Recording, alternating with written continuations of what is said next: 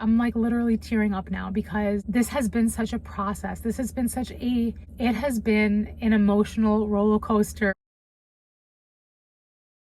I closed on my property. I promised you that I was going to be making a video this week talking about how I went for sale by owner and got extremely close to my asking price without a realtor. The only thing that I needed to do for this transaction was make a Facebook marketplace posting for the property, secure a lawyer, and that's it. That's all I did. That's literally all I did. I did a few showings. It turns out that the lead that ended up being the buyer was not even a lead from Facebook Marketplace. I'll explain. I made the listing about a week before I left for Boston. I did that on purpose because I wanted to be able to generate some leads while I was away, and it would give me enough time to schedule some viewings of the apartment, or showings. You call it showings or viewings? I know viewing is for a funeral.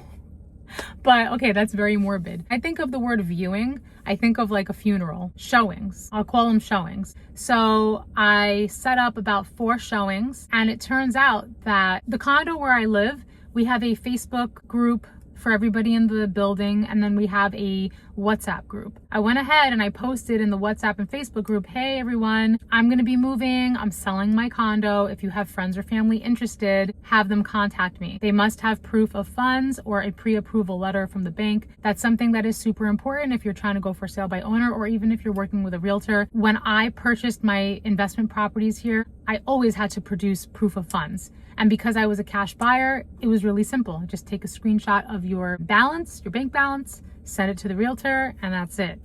And that's what we did that's what I did with my lawyer for the sale of my condo. At the end of the day, I had a total of 4 cash offers, and then I had 2 financed offers. The first person that I showed my condo to ended up being the first serious financed offer, and he gave me my asking price. That couple, they were so sweet. I will keep in touch with them as well. They really wanted the condo. They did not ask questions. They said, we're giving you asking. Where do we sign? The problem was, in Puerto Rico, if you are living in a condo, according to my lawyer, 95% of condos or apartment complexes do not accept FHA loans, and that's what they were pre-approved for. So we were unable to proceed with that financed offer. And in hindsight, it turned out to be a blessing, because while I did take a $2,000 hit, I got a cash offer of $147 about a week and a half after that, and that's the offer that I ended up going with. You might say, oh, but Natasha, why wouldn't you just take the financed offer? I did get an offer above my asking price at $150K, but I ended up not doing that because I much rather do a cash deal, especially because I didn't work with a realtor. For example, let's say that I would have had to pay a realtor $4,000, right?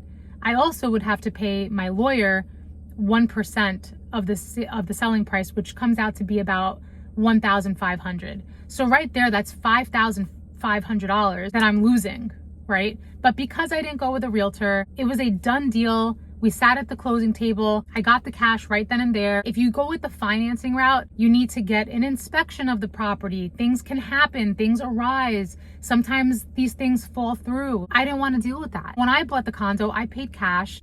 We closed, I gave them the money, they gave me the keys, and that was it. That's what I wanted from this transaction. I wanted a one and done, quick and simple. Here's the cash, here's the keys. Let's make a swap here and just call it a day. So I was willing to take the offer cash of $147 versus the financed offer of $150. Also, when you do financing, it could take between 60 and 75 days in Puerto Rico to get all of those funds. And I have a friend that sold property and had a financed buyer, and it took her 4 months to get the money. I'm not trying to play these games.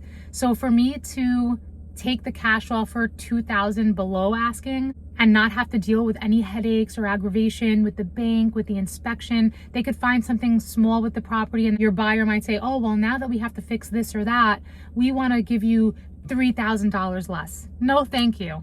I want a cash offer. I got the cash offer. One and done, simple.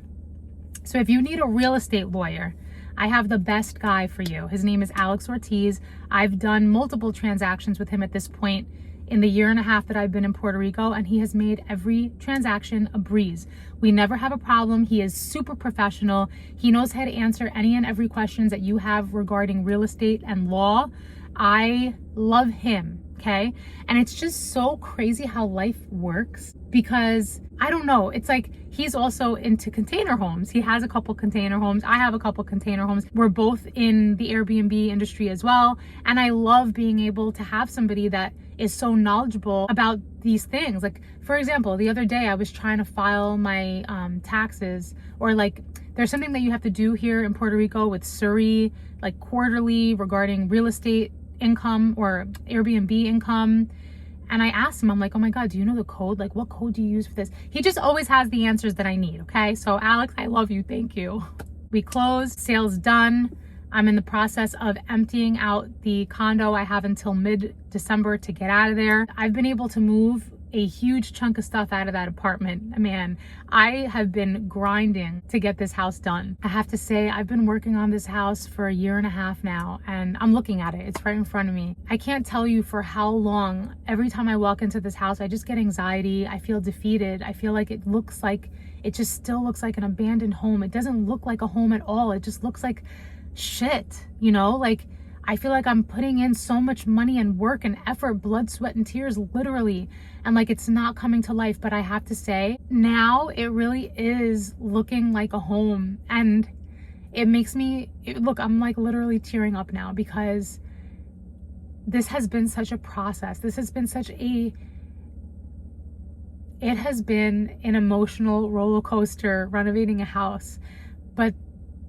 But the family piece, like the fact that my grandpa built this house and it was just left here abandoned. And the fact that I came back and that I've been able to bring it back to life. And I think I felt it so much yesterday when we were putting up the closets. That sounds so stupid. Like, closets are gonna make a house come to life. Yeah, because now it looks like somebody actually lives here. It's a home. It's my grandpa's home, and he was so proud of this home. So I'm just so happy that it's almost done. But man, it has been a process. It has been a process. I have this beautiful portrait of my grandpa in his uniform. My grandpa was a police officer for the NYPD. He worked in the 9th precinct. I was also a police officer for the NYPD, and I also worked in the 9th precinct. I got to wear his shield, and I have the perfect place for that portrait. It's gonna be the center point or the focal point of the living room. And I already have it in my mind. I have to go to a place that sells trophies, and I want to get like a little plaque that has my grandpa's information with the story of his life.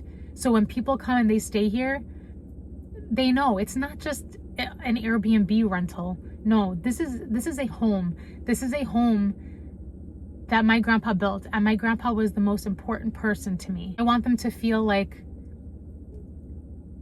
I don't know, I just want them to feel something, and I feel like they will. Or at least I feel like I can't wait to place that portrait up on that wall and know that my grandpa's looking down.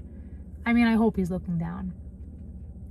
But let me show you the process that we made yesterday. I was able to clean all the tiles in the master bedroom and the guest bedroom. And I literally went tile by tile using Crosco 1001 acid tile remover or tile cleaner. It worked like a charm. I was able to get these tiles to look like new. And as I mentioned, I'm finally starting to move all the stuff out of my apartment and into the house. So that's the bed frame right there. I'm gonna put that bed frame in the master bedroom, and I'm gonna show you the progress. Look at those tiles. They look like new. Here's the bed frame. It's coming together little by little. All right, so this is the upstairs. Huge progress with painting, because now all of this is painted. All of the hallways, all of the ceilings are painted. This is the master bedroom. So, and I love this. I love this. Okay, so this is what I'm doing. This is my plan. I'm gonna be living in the front of the house. So when you come up the stairs, let me flip the camera. I'm gonna put a sheetrock wall at the foot of the stairs. That's one unit. That's where I'll be living. So when you come up the stairs, there's gonna be a door. You open the door, and immediately you have the master bedroom here. But the balcony is so beautiful. I can't wait to hook this balcony up. I'm gonna put a mini fridge out there, maybe a little bar, and then there's another bedroom here. So again, there's gonna be a door here. Now you exit the door and you can go down the stairs. Another door is going to be placed here. This is unit 2. That's going to be for people that book it as an Airbnb. So what will happen is they open the door here, they have a full bathroom, they have a bedroom. Bedroom is huge. I mean, it's big. I still have to get the closets installed there. This is the problem though, because my grandpa built these arches. I don't want to fill them in or remove them. I just don't know how people are gonna feel about not having a door on their on their bedroom. This room does not have a closet. That is a problem. I bought tiles to fix that. I need to figure out the terrain situation because this just looks extremely patchy and ugly. I need to figure this out. So if you have any ideas or suggestions, let me know.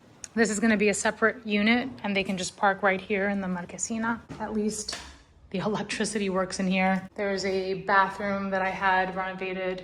I have to get the plumbing reconnected, but it's a small studio and I'm gonna rent it per night with the option of having bed and breakfast. There's a place right down the road that does breakfast, mimosas. They will just come and drop off the breakfast right to the front door. So that's gonna be one bed and breakfast and then the second bed and breakfast on the second floor. Then the last unit will be the container home. So you can also book the container home, but again, I need to look at my puppy here, my little baby boy. I guess he's mine now. His name is Scrappy. Look at him, look at him. Look at that boy.